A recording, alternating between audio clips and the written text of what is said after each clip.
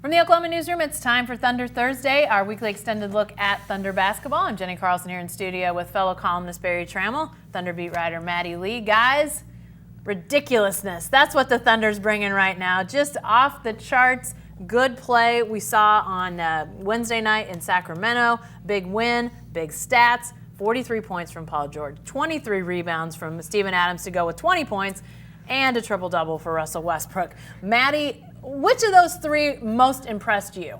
Oh, that's a good question. I'm going to say Russell Westbrook. Just because we've seen him over the past 3 games make strides on the scoring end and continue to keep up the non-scoring parts of his game. So you see him getting to the rim more comfortably, which he certainly wasn't doing 2 games ago, was doing just in the first half against the Clippers, and now he puts together a more complete game scoring-wise, and the Thunder really needed him when he was their only point guard. So he steps up, is able to take on a big role as then Paul George comes in and takes up some of the ball handling responsibilities for the second team as well. Yeah, you mentioned the lack of reserve point guards as Dennis Schroeder and Raymond Felton both serving a 1-game suspension after that altercation with the Bulls coming off the bench. I guess they need to say, hey, listen, if one guy at your position goes off the bench and somebody's fighting, nobody else can leave. One at a time here, guys. That really did put them behind the 8 ball, but it didn't result in anything bad for this team, Barry. Maddie goes with Russell Westbrook's triple-double. Who are you picking out of those 3 in the greatness category on Wednesday night? I think I'll go with Steven Adams. And some of that is not by the numbers. Some of it's just watching the game. He had 23 rebounds, and by the second half, he wasn't jumping for most of those rebounds. He had got to the point where he just cleared the Kings out. I know he just waited for the ball to fall in his lap. He literally got 3 or 4 rebounds late in the game where he just created the space and let the ball come into his hands. He so dominated the interior of that game. And 9 offensive rebounds, 14 defensive rebounds. Plus he had a monster game offensively, 8 of 12 shooting, 20 points I think it was, and made all 4 of his foul shots. Coming soon to a theater near you, how Steven Adams became a better foul shooter than Russell Westbrook. So it was just a crazy day. You could actually make a case for even Grant and Ferguson too. Yeah. Each Grant a career high 22. Ferguson a season high 14. Don't steal my thunder. We're going there next. But you said it right early. It's a crazy night, just number-wise. And that's sort of what happens when you play the Kings, because that's just the way they play. Buddy Hield had a career high, 37. So they just go up and down the court, shoot a bunch, and sometimes it falls against you. And we've seen the Thunder lose 2 of those shootouts already this year to Sacramento. Yeah. Last night they won 1 going away. Maddie, Barry, in mentioning Steven Adams, I actually heard his post-game radio interview, and of the 23 rebounds, he basically said, they were just falling to me. He was very nonchalant, said, I've basically been doing the exact same thing I always do. I just got 23 rebounds. Is that Steven Adams just being way too I don't know, passe about what he did? That is so classic Steven Adams. Anytime that he has a big night, he's going to say, like, oh, I was doing the same things and it worked out. And he'll even say that about his teammates, like, oh, yeah, he's good. You're like, great, he had like a career night, but sure, you're right, he's good. But yeah, I mean, when you're looking solely at the numbers there, he has 20 points, 23 rebounds. That's just the 3rd time in Thunder history a Thunder player has had a 20-20 game in points and rebounds. So, I mean, it is very significant, even though some of those he wasn't working particularly hard for. He was doing the right things, and he was making it so that he didn't have to work particularly hard for them. I swear we'll talk about Paul George in a second and his 43 points. Yeah, now I feel bad about not choosing him. But that's okay. We'll get to Paul George in a second. Don't worry. But, Barry, Steven Adams, you've loved Steven Adams since the word go. But it seems like the love for Steven Adams is growing. Is this guy potentially authoring an all-star season right now? No, he's got no chance. Just the numbers in the Western Conference. just on a chat a couple weeks ago, I got asked that question, and just in 10 seconds, I was able to name 19 Western Conference All-Star contenders. And most of them, or all of them, have a higher profile than Steven Adams. And that's just too much of a hill to climb. They're not, if the Thunder was the defending NBA champion, had won 2 or 3 titles in the last 5 years like the Warriors, then yeah. Is Steven Adams, is Draymond Green a better basketball player than Steven Adams? Not necessarily. But Draymond's been on the title team 3 of the last 4 years. He's got that star status. He's going to make an all-star team. Thunder's going to have to win big in the postseason for Steven to get into that stratosphere. Okay, Paul George time. 43 points. The MVP chatter started a few weeks ago with Paul George. Maddie, it's not slowing down. You score 43. It doesn't matter who you score 43 against. That sort of thing gets attention.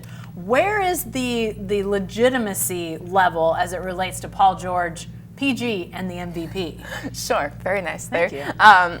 I think for me, this game was what got me on board to say he absolutely should be in the conversation. I'm not going to say that he's a top 3. I can certainly name 3 other players who I would put above him right now. But, I think the MVP chatter really started with his last 40-plus point game. And since then, he's been efficient and consistent. And so that stretch of games, I think, has pulled him into potentially a top 5 conversation, certainly top 10 in the MVP race right now. Barry, I'm assuming you're going to say LeBron is your early contender for MVP because LeBron's always your favorite for MVP. But give us a around the league look at what this looks like right now. Okay, first a disclaimer. The most valuable player in the National Basketball Association is LeBron James, and it has been since about 2006. Anybody look at the Lakers since he joined them? Amazing. They got good. They got real good. But if you want to throw LeBron out, which people always want to do, then I think Paul's right up there. His numbers are there. He's got the numbers, and it looks like he's going to have the numbers. So then it's up to the team. There's really there's not the deep auxiliary side issue that sort of helped Russell win it 2 years ago with just a so-so playoff team. They won 47 wins, I think. But everybody thought it was, and correctly, that he really lifted the franchise in the wake of Durant's departure. Yeah. But so there's none of that going on. But if this Thunder team can stay up in the top 3 in the West, right there, by the way, they're number 2 today. They've passed the Warriors. If they can stay up there, win into the 50s, he's got a very good chance to win the vote. He'll at least be in the top 3. His numbers are fantastic: 26.2 points, 8.2 rebounds, 4.5 assists, shooting 38% from three-point range, having monumental games like we saw in Brooklyn, like we saw last night. And here's the other thing. Early in the year, Russell's out. Paul George carries this team. The most valuable player on the Thunder is no longer Russell Westbrook, at least not this season. It's Paul George. The Thunder without George really sort of disintegrates. The Thunder without Westbrook at least can trot out Dennis Schroeder and be a reasonable facsimile. So he's become the MVP of the Thunder, which is the first step to becoming MVP of the league.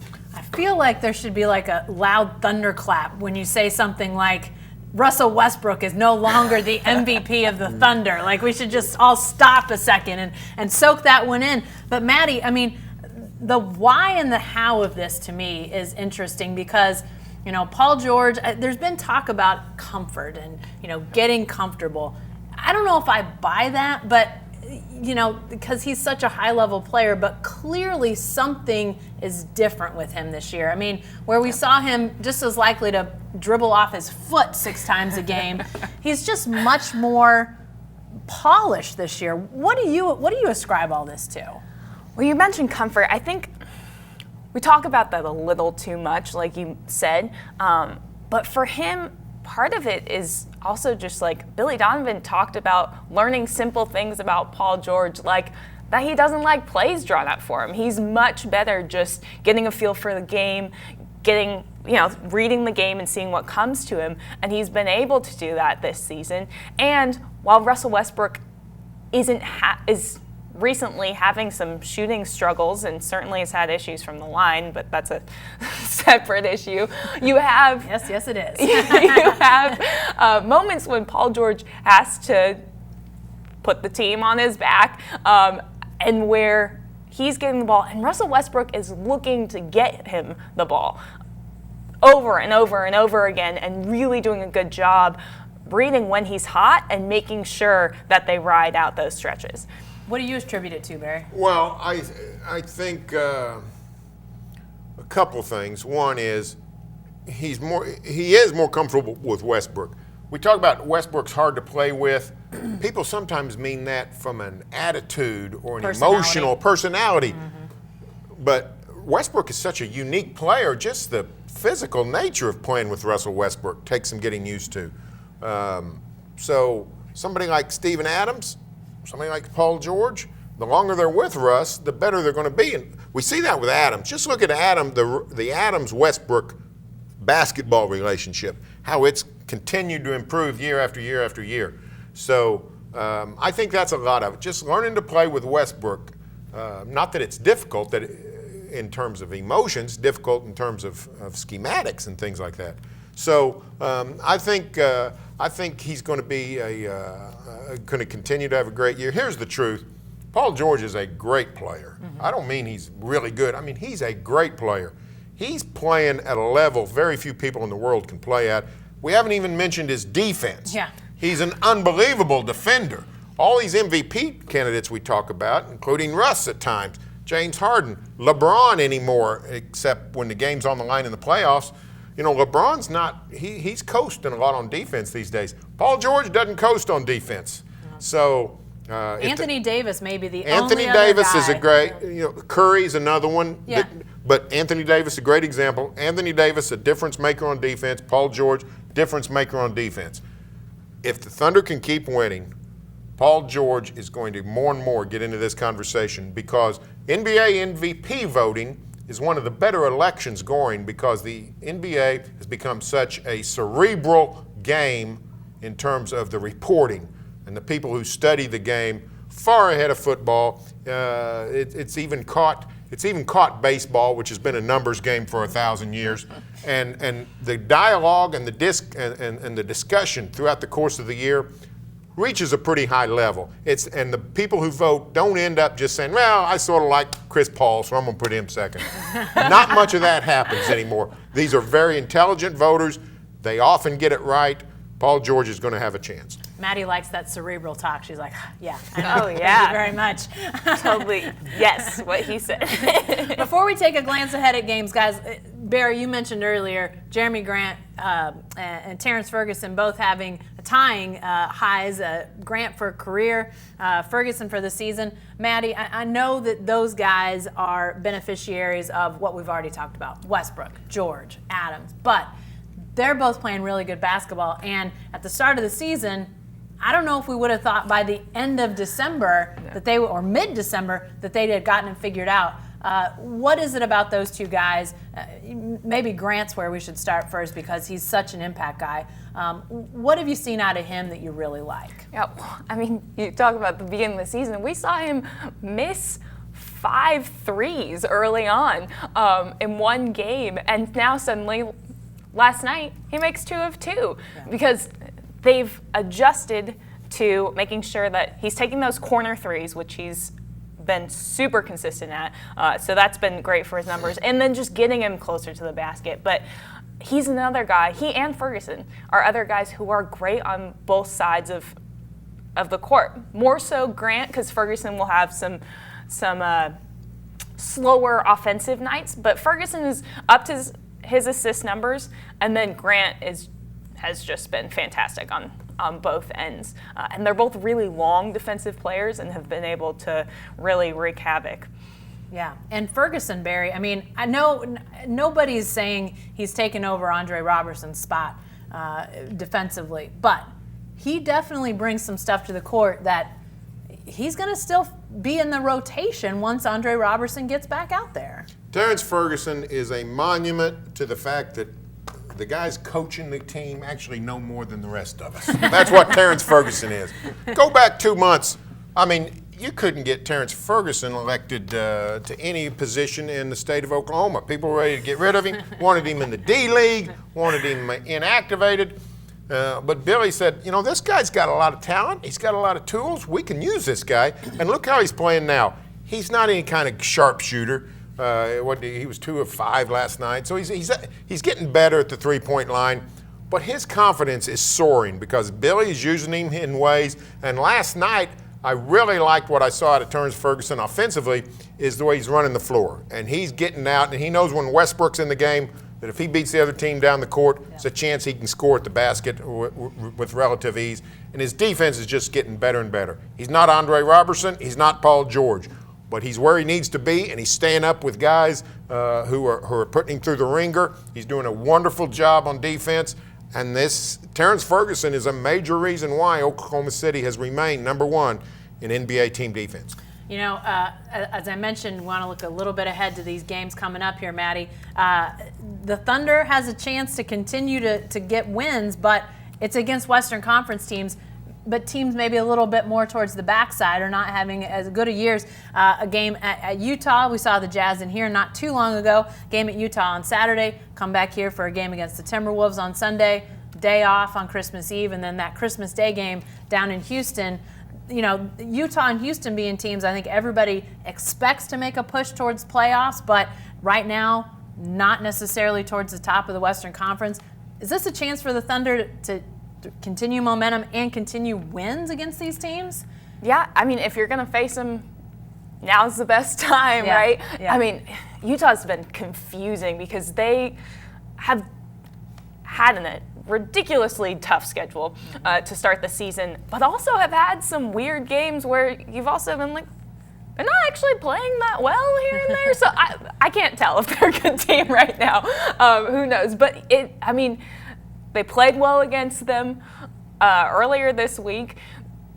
It is a chance for them to, when you're playing Western Conference games and it's so tight, Right. not only to get wins for the Thunder, but also push some of those teams back into a deeper hole while the Thunder does have some separation between them, the top 3 teams in the West and everybody else. In that Christmas Day game, Barry, at Houston, 2 o'clock, not prime time, but I think 2 o'clock is kind of a spot where most people would say, hey, that's prime viewing on Christmas Day. I think people were expecting this to be a much more marquee matchup when the season began.